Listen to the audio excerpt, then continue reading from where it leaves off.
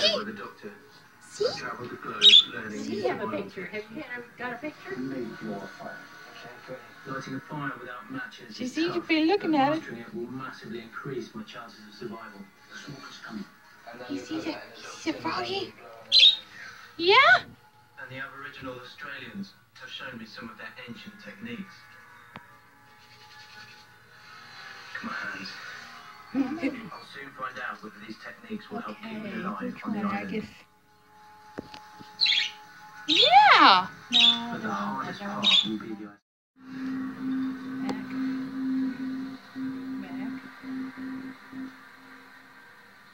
That's it. She's wondering what we're doing, and she's wondering what that frog's doing. Are you taking a picture, or what are you doing? I'm going to take a picture of him. I am completely Oh, well, Go ahead. I'm taking video. Oh, okay. That is quite a scary thought.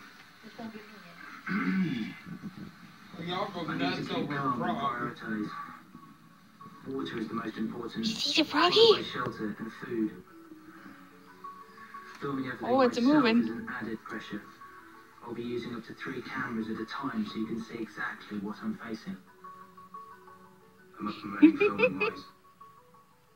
Clearly tonight, I'll sleep in very, very basic conditions, but my aim for the whole project is to evolve. I would love to. What do you think of the froggy? To this island, you know. By the time I leave, I want to have a system that allows me to live in comfort. Decent shelter, a balanced diet, plenty of water and fire. I didn't get it. But now I just need to get by. You could survive for 3 weeks without food, but only 3 days without water. Jingle's reaction is like, what was that? Go away? Obviously. No, he climbed like somewhere over here, I think. I don't know where he went.